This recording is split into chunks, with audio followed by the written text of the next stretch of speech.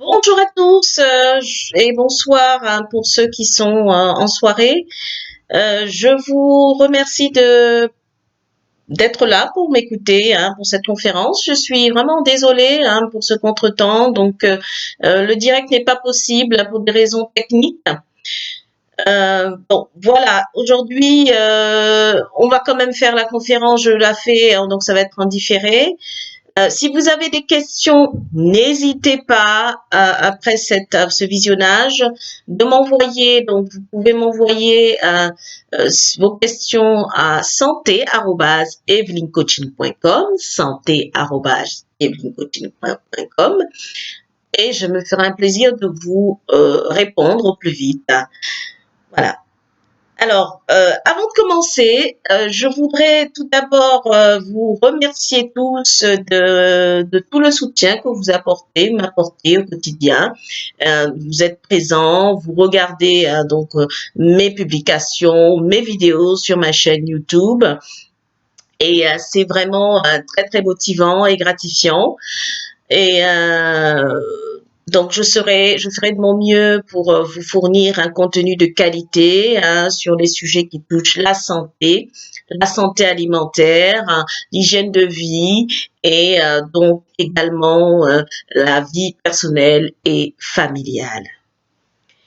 Je vais vous présenter, avant de commencer le sujet d'aujourd'hui, 2 livres que j'ai publiés. Alors, le premier livre est celui-ci, donc La vie m'a appris. C'est un recueil de pensées qui vous permettra, vraiment, c'est un recueil qui vous permettra de traverser le long de votre vie avec des pensées édifiantes et des pensées qui vont vous permettre de voir la vie autrement.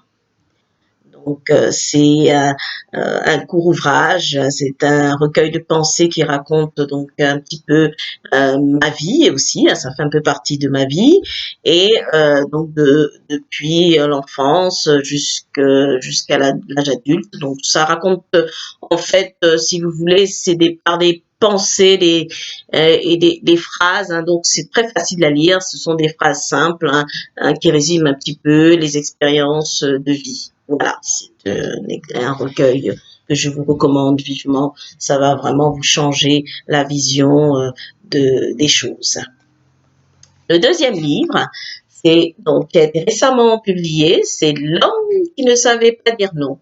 Donc, l'homme qui ne savait pas dire non, c'est Monsieur Marc. Il est très gentil. C'est un homme simple et jovial. Donc, vraiment, c'est un homme qui est facile à vivre, mais qui a un défaut. Il ne sait pas dire non. Donc, si vous vous reconnaissez là-dedans, bon ben, je pense que le livre est fait pour vous. Et si vous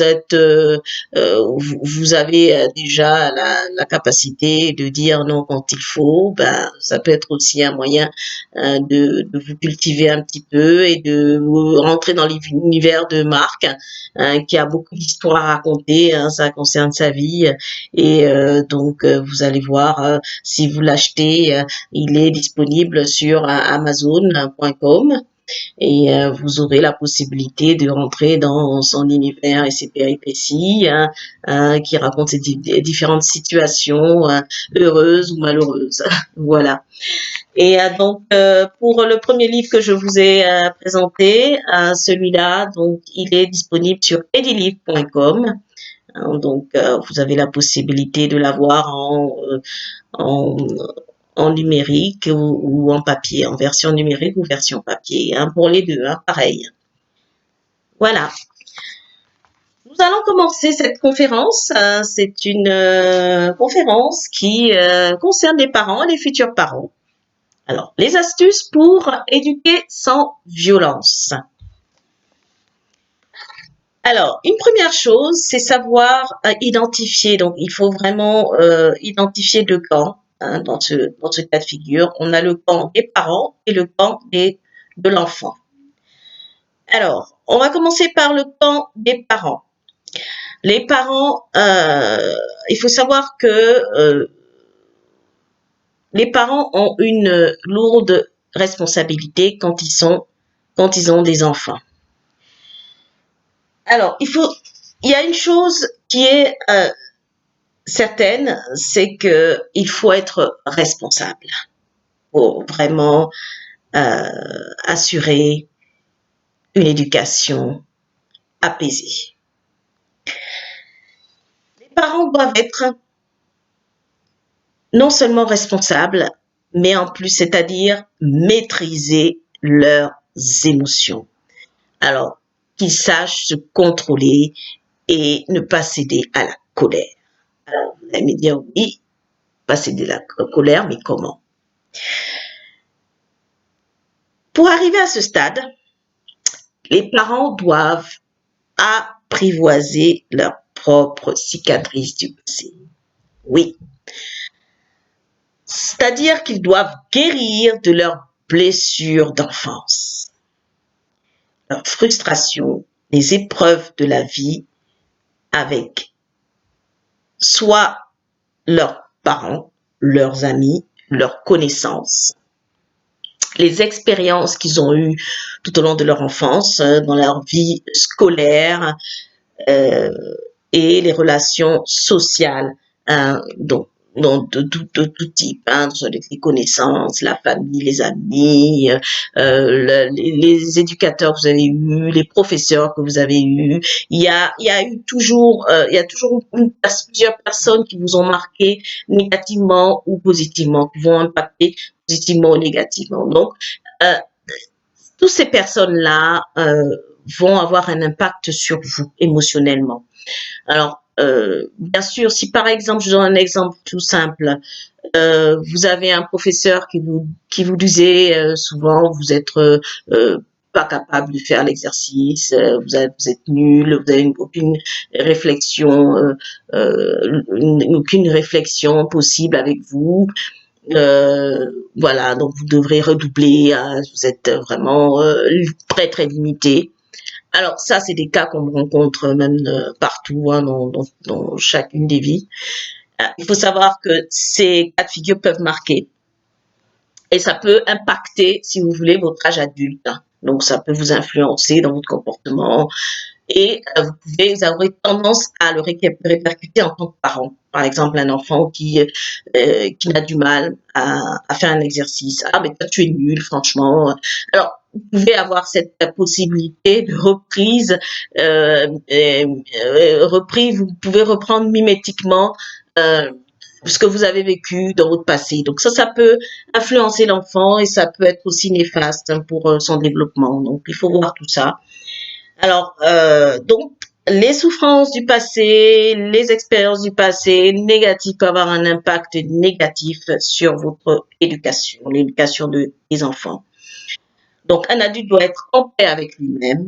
Donc, c'est-à-dire qu'il faudra pouvoir canaliser ces émotions-là que vous avez eues, ces expériences que vous avez eues, les canaliser, pouvoir prendre du recul et vraiment gérer ça de façon positive pour vous-même, pour pouvoir être vraiment apte à éduquer votre enfant sans violence. Donc, le résultat, c'est être un parent attentionné, bienveillant, hein, donc qui vraiment est en paix avec lui-même et qui peut donner une éducation apaisée à l'enfant afin qu'il puisse se développer correctement. Ça, c'est le premier camp. Le deuxième camp, c'est l'enfant. Donc l'enfant, il faut savoir que c'est un être fragile, c'est un innocent, hein, c'est un être innocent donc pendant son enfance. Il faut savoir qu'un enfant n'est pas responsable de ses actes. Il ne se rend même pas compte des fois de l'impact des bêtises qu'il fait. Donc adolescent, il est conscient du bien et du mal, mais demeure irresponsable jusqu'à sa majorité. Alors, un enfant de 0 à 3 ans ne peut pas comprendre vos remontrances et ou les punitions que lui donnez. Donc, si vous avez un enfant qui a 1 an, 2 ans, et vous criez sur lui, vous donnez une fessée, ou ça, c'est des choses que ça peut arriver, mais l'enfant ne comprendra pas pourquoi vous faites ça. Donc, si vous criez sur lui, donc c'est la violence verbale. il ne comprendra pas parce qu'il est trop petit. Il est trop petit. Jusqu'à l'âge de 3 ans, un enfant n'arrive pas à faire le lien entre les bêtises qu'il fait et la punition. Donc, il faut savoir que c'est vraiment vous à l'échec hein, de réagir comme ça. Vous êtes dans votre position, vous réagissez en tant que parent, vous vous dites ah, il faut bien sûr vous jouez votre rôle de parent, de parent, on va dire dans votre rôle d'éducateur. Hein, mais il faut savoir que de 0 à 3 ans, l'enfant a besoin de votre amour, d'être rassuré. Même quand il fait des bêtises, il faut venir vers lui, vous lui parlez calmement, vous lui dites, écoute mon fils ou ma fille, vraiment là, tu n'as pas bien agi. Il ne faut pas faire ça, d'accord? Parce que si tu fais ça, tu risques de te faire mal, ou tu risques de blesser quelqu'un, ou tu risques de faire des choses qui vont te mettre en danger. Alors, s'il te plaît, ne le refais pas. Tu as compris? Alors l'enfant, il est capable de dire oui, parce qu'il vous écoute, et en le faisant régulièrement, vous verrez qu'à partir de 3 ans, il aura déjà pris conscience qu'il y a des choses qu'il faut pas faire et il aura déjà mémorisé ça et ça sera vraiment l'éducation sera beaucoup plus simple pour vous à partir de 3 ans.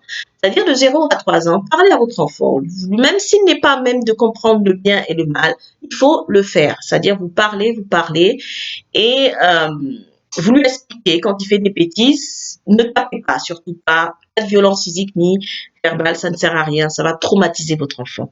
Donc, ça, il faut le savoir. Oui, vous allez me dire, oui, ça paraît un peu laxiste, mais c'est ce qu'il faut faire. Je vous parle en connaissance de cause, j'ai des enfants, donc j'applique cette méthode et ça se passe très bien. Donc vraiment, je voudrais partager ça avec vous parce que c'est vraiment important. Un enfant qui a tout le temps, qui entend tout le temps des cris autour de lui, sur lui, ou des gifles ou des fessées, ben, c'est un enfant qui va avoir beaucoup de frustration quand il sera plus tard adulte. Donc faites attention à ça. À partir de 3 ans, l'enfant a besoin de donc à partir de 3 ans, l'enfant a bien sûr besoin de votre assistance, toujours besoin de votre amour, de votre protection, comme de 0 à 3 ans. À partir de cet instant, il peut comprendre. Donc, il peut comprendre quand il fait pas ce qu'il faut faire. Donc, il faut lui parler, continuer à lui parler, mais avec un ton quand même autoritaire, c'est-à-dire qu'il faut lui dire, voilà, là, je suis pas contente. Ou je suis pas content, tu as fait ça, il faut pas le faire. D'accord? Tu sais pourquoi il faut pas le faire? Il va forcément vous dire non. Et là, il faut expliquer. Il faut pas le faire parce que si tu fais ça, tu vas faire du mal à ton petit frère ou tu vas te faire du mal à toi. Voilà. Et petit à petit, vous allez voir il va peut-être le refaire une fois, 2 fois, mais il va vraiment le mémoriser pour la suite. Et ça se passera sans problème. Euh, donc, il y a une chose aussi que je voulais vous dire. Hein, donc, ne pas négliger les peurs, les tristesses, les colères hein, des enfants. Donc, quand l'enfant il pleure, vous savez pas vraiment pourquoi, il faut venir vers lui, poser la question pourquoi est-ce que tu pleures et être là, présent. Écoutez-le, même s'il n'arrive pas à s'exprimer, il est tout petit, et soyez là pour le rassurer, lui dire que j'écoute ta souffrance, je l'entends bien, parle-moi. Ça peut prendre 1 minute ou 5 minutes, mais reste à côté de lui pour l'expliquer, pour qu'il puisse vous expliquer avec ses mots. Mais surtout, ne banalisez pas son état, ou qu'il pleure, ou il est triste, il a des colères, ou essayez d'apporter vraiment une explication, lui parler, qu'il s'explique aussi, rassurez-le, parce que l'enfant, il faut savoir que euh, quand vous êtes à ses côtés, quand il est pas bien, et bien, ça le reforge sa personnalité. Il se sent en confiance. Et c'est important quand un enfant grandit dans la confiance. Parce que ça devient un être confiant et qui sait où il va et qui a eu beaucoup d'amour quand il était petit. Et là, il peut vraiment faire de belles et grandes choses. Donc, l'enfant, même s'il comprend pas ce que vous lui dites, il va, il va le mémoriser, il va finir par mémoriser ce que vous lui avez dit assez souvent. Et vous allez voir tout seul, ça va se faire tout seul. Donc, retenez ceci, un enfant de 0 à 3 ans, ça ne sert à rien de l'engueuler, de crier sur un enfant, de le taper. Parce que je sais que dans certaines... En Europe, en Amérique, ça c'est très mal vu, c'est interdit même de le faire. Des certains pays qui sanctionnent vivement la gifle, hein, ou même la fessée. Et en Afrique, c'est assez courant, donc on a tendance à tout de suite taper l'enfant, fesser, le gifler, crier sur lui, en venir à des coups. Ça, c'est culturel. Hein, moi, je vais pas accuser qui que ce soit, c'est culturel.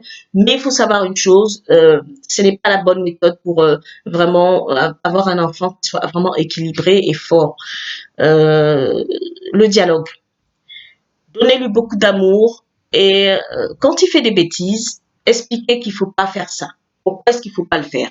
Donc, et vous verrez, l'enfant va grandir petit à petit, il va lui-même se responsabiliser, savoir que, ah, voilà, là, ici, il faut pas le faire. Ben, moi, elle avait dit ça, papa avait dit ça, c'est vrai, effectivement, là. Donc, au fur et à mesure, vous allez voir que l'enfant va lui-même enregistrer ce que vous lui dites tous les jours.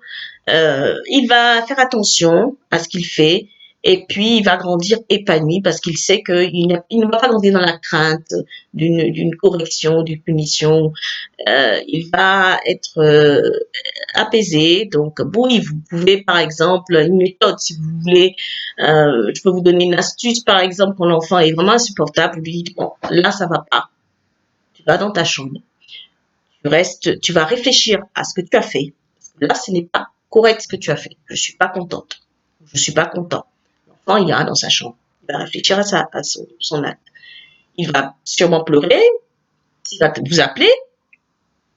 Et vous allez venir voir ce qui va pas. Bien sûr, il faudra parler un peu encore avec lui. Et puis, il va comprendre. Il va se calmer. Il va comprendre. Il va s'excuser. S'excuser.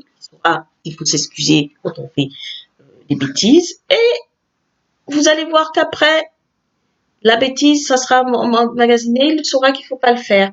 Bon, il va peut-être le répéter encore, mais c'est des enfants. Les enfants sont comme ça. Par exemple, si vous vous mettez à crier sur un enfant qui a moins de 3 ans, 2 minutes, 1 heure après ou 2 heures après ou le jour suivant, il peut le refaire. Il n'a pas de mémoire des bêtises qu'il fait. À cet âge-là, on ne mémorise pas les punitions, on se rappelle plus vraiment des bêtises qu'on fait ou les punitions qu'on a eues. Et ça sert à rien de punir un enfant qui a moins de 3 ans. Et même au-delà de 3 ans, la punition, qu'est-ce que c'est? Moi, quand je dis punition, c'est parler avec lui dire là ça va pas, tu vas dans ta chambre, tu réfléchis et tu reviens me dire quand tu seras calmé, on en discute, on en reparlera. Voilà, et vous allez voir que la méthode que vous allez choisir, cette méthode douce et calme, apaisée, va rassurer l'enfant et va grandir vraiment épanoui. Donc vraiment, c'est des astuces que je vous donne et c'est vérifié et ça va vraiment vous apporter un plus. Alors, donc évitez les punitions, ça sert à rien. Franchement, évitez les punitions verbales, physiques. Non. Franchement, c'est pas la méthode. Et l'enfant va va grandir avec des frustrations, il va le refaire sur ses enfants et il y aura beaucoup de choses qui va faire que l'enfant ne sera pas épanoui, ne sera pas confiant dans la vie. Et surtout à cet âge-là, les enfants ils ont besoin de se sentir aimés et d'avoir l'admiration des parents. Il faut beaucoup encourager un enfant, il faut lui faire comprendre que bon, même quand il fait des bonnes choses, il faut surtout l'encourager. Et voilà, mon fils, ma fille, vraiment c'est très bien, c'est super. Maman est fière de toi, papa est fier de toi. Tu as travaillé, tu as fait un beau dessin, tu as fait ceci, tu as fait un bon exercice. Même si bon, voilà, tu t'es trompé dans l'exercice, c'est pas grave. Hein, ça arrive, tout le monde a le droit de se tromper. Donc, faut l'expliquer, vous rassurer, vous l'expliquer. Là, tu as fait une erreur. Là, c'est oui, l'exercice n'est pas bien fait, mais viens, on va le refaire. T'inquiète pas, tu vas y arriver. Ne te décourage pas. Il faut toujours encourager, même quand c'est une situation négative. Encourager l'enfant, parce que ça va le forger une forte personnalité de battant et de confiant. Voilà. Donc, les éléments à intégrer dans l'éducation de votre enfant, il y a l'écoute. Ça, c'est indispensable. être là quand il a besoin de vous. Ayez des moments de complicité, jouez avec votre enfant, faites-lui comprendre que papa, maman est là, quoi qu'il arrive, s'il y a un problème, en parle-moi. Le dialogue, c'est très important, l'écoute aussi. Même si l'enfant il se met à pleurer, il faut être à l'écoute, savoir pourquoi est-ce qu'il pleure. Même s'il pleure souvent, il faut toujours savoir pourquoi est-ce qu'il pleure. Il y a toujours une raison. Bon, il peut y avoir des cas où les enfants ils pleurent juste pour... Souvent, des fois, c'est pour attirer l'attention de papa et maman parce que papa et maman font autre chose, n'ont pas le temps de venir vers lui. Donc, c'est une façon pour lui de dire, maman, papa, j'existe. Donc, il faut être à l'écoute. Voilà, ça, c'est un point. Deuxième point, c'est deuxième élément intégré dans l'éducation de votre enfant, c'est la valorisation. Valorisez les actions de votre enfant. Encouragez-le. Ça va faire de lui ou d'elle un enfant confiant, épanoui dans la vie et plein de générosité. Et oui, la valorisation, c'est très important. Même quand il est dans une situation où l'enfant a du mal à évoluer, il faut le valoriser dans toute chose. Valorisez votre enfant. Ça fera un enfant de bien épanoui. Le respect, alors là, le respect fondamental aussi. Respectez votre enfant. Eh oui, l'enfant, il a beau avoir 1 an, 2 ans, 3 ans, 4 ans, 10 ans, 15 ans, 20 ans, X années. Respectez votre enfant. C'est votre enfant, vous l'avez mis au monde, mais il faut le respecter. Et vous apprenez aussi à votre enfant à respecter l'autre, respecter ses parents, qu'ils apprennent à respecter les autres dans la vie en société. Cela se passe par la politesse, la soumission à l'autorité parentale, à toute autorité de la société, à l'école, la maîtresse, le maître d'école, les dirigeants du pays, de la société dans laquelle vous vivez. Il faut qu'ils apprennent à respecter les institutions, les administrations. En entreprise, quand il aura son premier travail, il apprenne à respecter la hiérarchie, les directives, s'y soumettre. Ça, c'est très important pour avancer dans la société. C'est fondamental. Et enfin, bien sûr, le plus important de tous, moi je trouve, bon, les 4 sont aussi importants, mais ce qui arrive à canaliser le tout, c'est l'amour. L'amour de sa famille, l'amour du prochain, des amis, les connaissances et même des inconnus. Lui apprendre l'altruisme, l'humanisme, des valeurs qui feront de lui un être utile à la société et pourquoi pas un leader bâtisseur d'une société meilleure. Eh oui, c'est joliment dit, mais c'est vraiment ça. L'amour fait tout, peut tout contenir. Ça peut éviter toute forme vraiment d'ambiance négative. Donc l'amour, donnez de l'amour à votre enfant. Il fait des bêtises, vous lui expliquez. Non, il faut pas. Mais toujours avec compassion, bienveillance. Ça, c'est très important. Alors, euh, pour les parents, il faut savoir qu'il y a des éléments à combler chez vous afin de garantir une éducation sans violence et pacifiée. Donc déjà, il faut savoir que le parent, comme je disais au départ de la conférence, il faut qu'il soit un parent apaisé, hein, donc responsable, hein, et qui puisse maîtriser ses émotions pour être un bon parent. Donc un parent attentionné, bienveillant. Donc pour cela, il faut 2 éléments fondamentaux pour garantir cet apaisement et avoir une éducation sans violence et pacifiée. Les besoins physiologiques doivent être comblés, c'est-à-dire la nourriture, la boisson, boire, manger, dormir et s'habiller. Donc, il faut que les parents puissent avoir à combler ces besoins-là pour toute la famille, pour lui-même en tant qu'individu et pour sa famille. Donc, manger, boire, dormir, s'habiller, le toit, garantir un toit à la famille. Donc, si ces éléments physiologiques sont comblés, déjà, il y a déjà un point en moins. Donc, on est un peu plus à l'aise pour gérer les enfants. Ensuite, le deuxième point, c'est les besoins psychologiques. Les besoins psychologiques, c'est donc arriver à gérer ses émotions, se sentir aimé, être en paix avec soi-même et avec les autres. Voilà, donc ça, ce sont des 2 points. Il faut savoir qu'ils sont fondamentaux pour avoir un parent disposé à une éducation pacifiée sans violence. Voilà, donc il y a aussi des exemples que je voulais citer pour vers la fin, pour clore un petit peu le débat. Donc ça va, je vais pas être très longue par-dessus tout. Donc, nous allons passer à la partie des exemples.